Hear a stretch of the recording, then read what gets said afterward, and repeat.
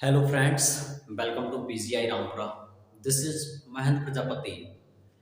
तो आज हम लोग अपना टॉपिक डिस्कस करेंगे। वह होगा ऑर्गेनिक केमिस्ट्री से रिलेटेड, जिसे हम लोग एरोमेटिक, नॉन एरोमेटिक और एंटी एरोमेटिक निकालना सीखेंगे। क्या निकालना सीखेंगे? एरोमेटिक काफी आपका इंपॉर्टेंट हो जाता है कि कौन से कंपाउंड हमारे एरोमेटिक यौगिक होते हैं। एरोमेटिक कंपाउंड्स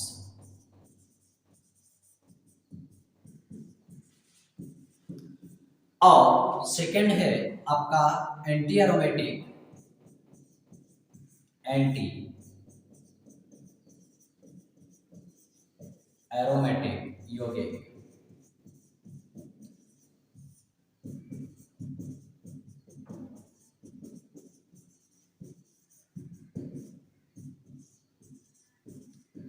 और नेक्स्ट है आपका नॉन एरोमेटिक।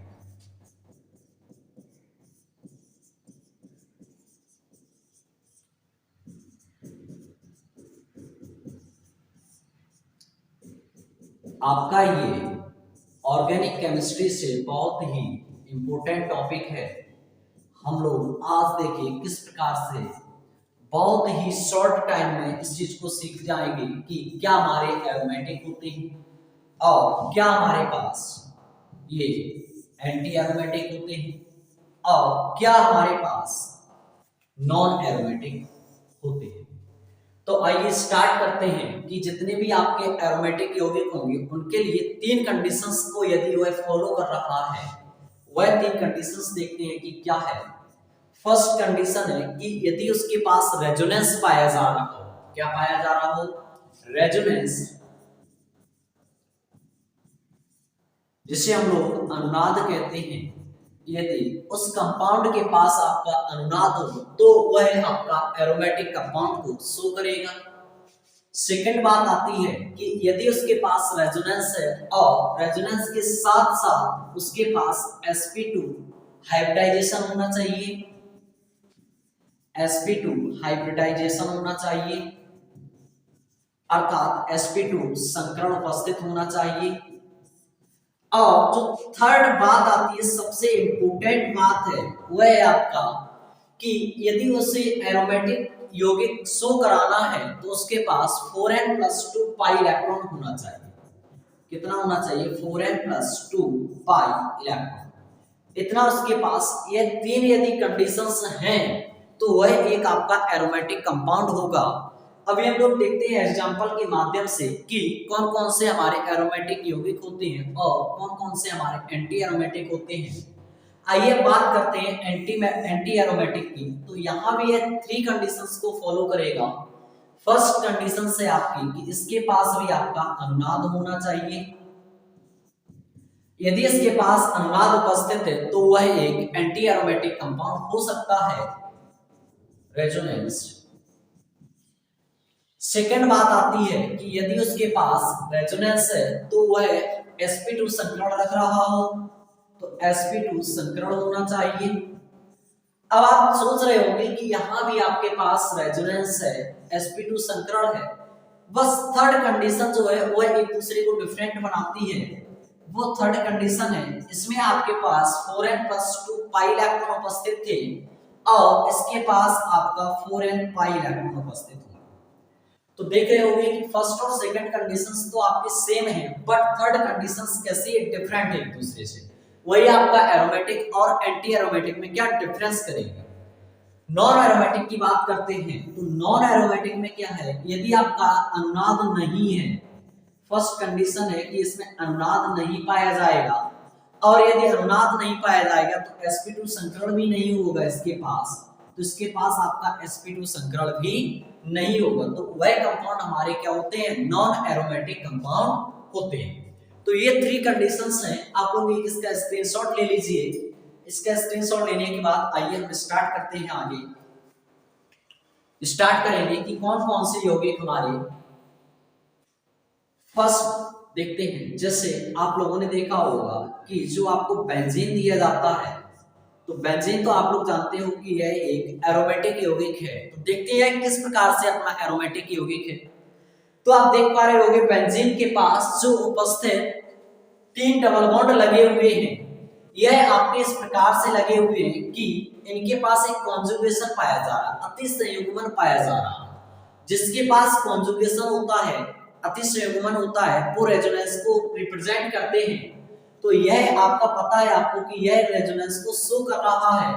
तो फर्स्ट कंडीशन इसकी मैच कर गई कि यह रेजोनेंस को शो कर रहा है। आपको एक और बात बता दें दोस्तों कि जहां जहां आपका रेजोनेंस होगा, अनुनाद होगा, वहां पर अधिकतम आपका sp2 संकरण भी होगा। तो आप इसमें किसी भी कार्बन पर इसके पास 6 जो कार्बन उपस्थित हैं, इनमें से आप किसी भी कार्बन का आप निकालेंगे संकरण, तो आपका वो है sp2 ही निकल करके आएगा। कौन सा आएगा? sp2। यदि आपको संकरण निकालना नहीं आता है तो इस वीडियो के डिस्क्रिप्शन में आपको एक लिंक मिलेगा संकरण निकालने का कि how to find hybridization in any compound, तो आप उसको देखें और उसके बाद आप इस लेक्चर को लें। थर्ड बात आती है कि इसके पास 4n+2 पाई इलेक्ट्रॉन है या नहीं है। तो देखो आपके पास एक जो डबल बॉन्ड होता है उसके पास हम 2 इलेक्ट्रॉन को काउंट करते हैं। कितने इलेक्ट्रॉन को दोस्तों काउंट करते हैं? 2 इलेक्ट्रॉनों को। एक डबल बॉन्ड के पास 2 इलेक्ट्रॉन उपस्थित होते हैं, अर्थात 2 पाई इलेक्ट्रॉन होते हैं। कितने होते हैं? 2 पाई। इसके पास ओवरऑल कितने पाई इलेक्ट्रॉन हो जाएंगे? 6 पाई इलेक्ट्रॉन उपस्थित हैं। 2 इसके पास हो जाएंगे, 2 इसके पास और 2 इसके पास। तो टोटल ओवरऑल बेंजीन के पास कितने पाई इलेक्ट्रॉन है? 6 पाई इलेक्ट्रॉन उपस्थित हैं। तो देखिए यह आपका एक, यदि यहाँ पर हम n के जगह पर 1 रख दें, यहाँ पर यदि n के स्थान पर हम 1 रख दें तो यह आएगा 4 × 1 + 2 पाई इलेक्ट्रॉन। तो इसको जब कैलकुलेट किया जाएगा 4 1 4 और 2 कितना हो जाएगा? 6 पाई इलेक्ट्रॉन। तो यह जो 6 पाई इलेक्ट्रॉन है, ये जो 6 पाई इलेक्ट्रॉन रख रहा है, यह आपका एक क्या हो जाएगा? एरोमेटिक कंपाउंड हो जाएगा। तो एरोमेटिक को मैं A लिख दे रहा हूँ आपका। तो आपको ये समझ आया या नहीं आया? सेकंड बात करते हैं, कोई एक एग्जांपल लेते हैं और उसमें देखते हैं कि वह एरोमेटिक होगा या एंटी एरोमेटिक या नॉन एरोमेटिक। तो आपको एक ये एग्जांपल दिया गया है, आप देखें कि इसमें क्या अनुनाद पाया जा रहा है, रेजोनेंस है या नहीं है। तो आपको पता है यदि कॉन्जुगेशन है, कॉन्जुगेशन होता क्या है, आपको क्रमबद्ध तरीके से लगातार मिल जाए double bond single bond, double bond single bond, double bond single bond. इस प्रकार का यदि कॉन्जुगेशन आपको मिलता है तो वह आपका एक क्या कहलाता है? रेजोनेंस को दर्शाता है।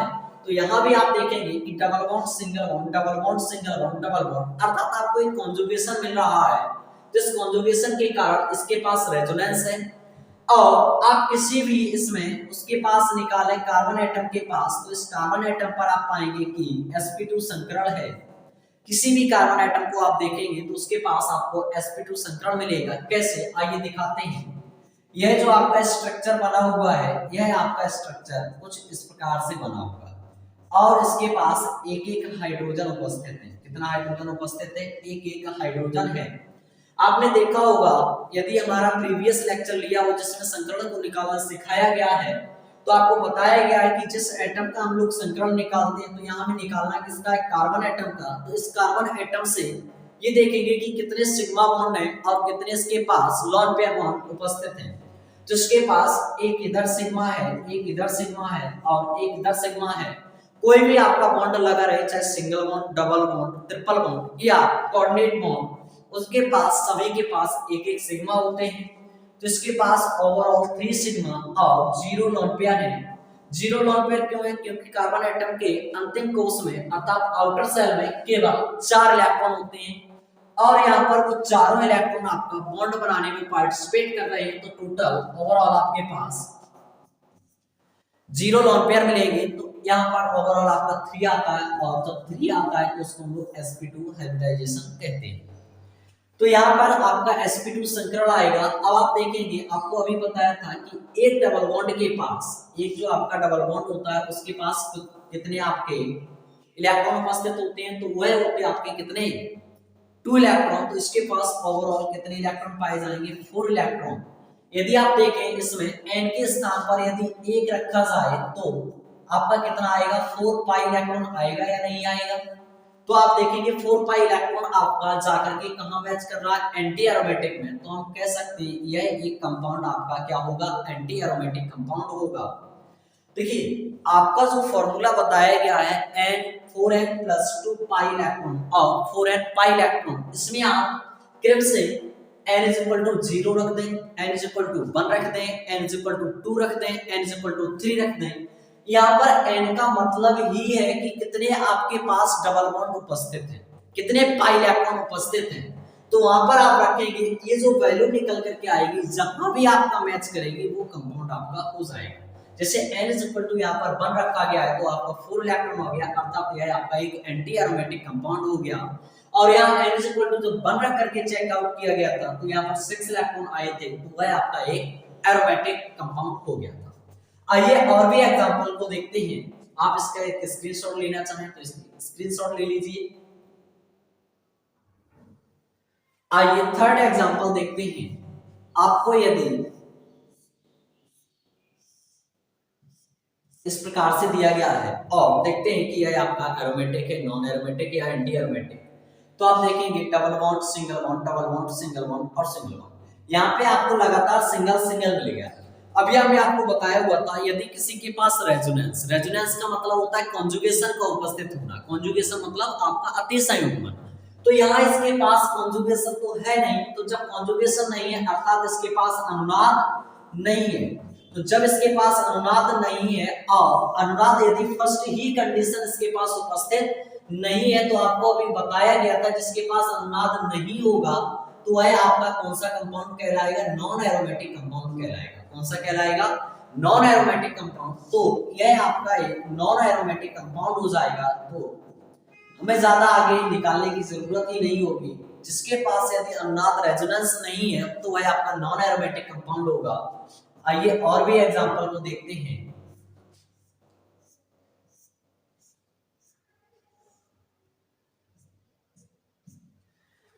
जैसे कि आपको एक ये एग्जांपल दिया जा रहा है और आपसे पूछ रहे हैं कि यह आपका एरोमेटिक होगा, नॉन एरोमेटिक या एंटी एरोमेटिक। तो इसको जब निकालेंगे तो आप देखेंगे कि double bond, single bond, double, single, single.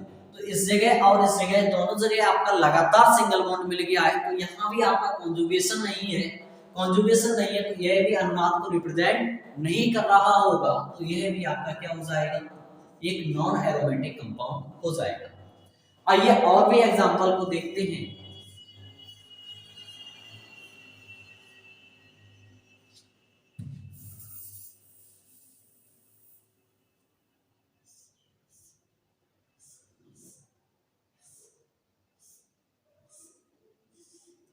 एक ये कंपाउंड आपको दिया गया है, एक कोई ऑक्टाहेड्रल है, अष्टफलकीय है और इसमें इस प्रकार से आपके कुछ डबल बॉन्ड लगा दिए जाते हैं और देखेंगे कि यह आपका एरोमेटिक है या नॉन एरोमेटिक है या एंटी एरोमेटिक है। तो आप सबसे पहले तो काउंट ये करेंगे कि इसके पास फर्स्ट कंडीशन अर्थात रेजोनेंस है या नहीं है। तो आप देखेंगे कि double single, double single, double single, double single, इस प्रकार से आपके पास कॉन्जुगेशन है। तो जब आपके पास कॉन्जुगेशन होगा तो फर्स्ट कंडीशन अर्थात यह रेजोनेंस को रिप्रेजेंट कर रहा होगा। अब आप इसमें किसी भी कार्बन एटम पर निकालेंगे तो वह sp2 संकरण को ही रिप्रेजेंट कर रहा है। थर्ड कंडीशन देखेंगे कि इसके पास कितने पाई इलेक्ट्रॉन आते हैं।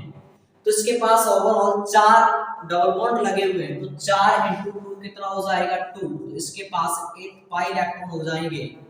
और इसके पास 8 पाई इलेक्ट्रॉन होंगे तो आप देखेंगे कि चाहे आपका 4n+2 पाई हो, देखते हैं 4n+2 पाई इलेक्ट्रॉन और आपको एंटी एरोमेटिक बताया गया था 4n पाई इलेक्ट्रॉन।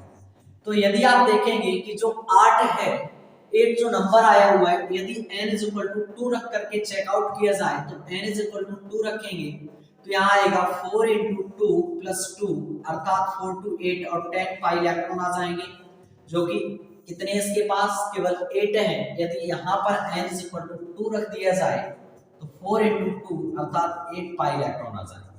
तो 8 पाई इलेक्ट्रॉन आने पर यह आपका कौन सा कंपाउंड हो जाएगा, एंटी एरोमेटिक हो जाएगा। तो आप लोग हमें कमेंट सेक्शन में जरूर बताएंगे कि यह वीडियो आपको कैसा लगा। यदि आपको अच्छा वीडियो लगा हुआ है तो आप इसको ज्यादा से ज्यादा लाइक, शेयर एंड सब्सक्राइब करें।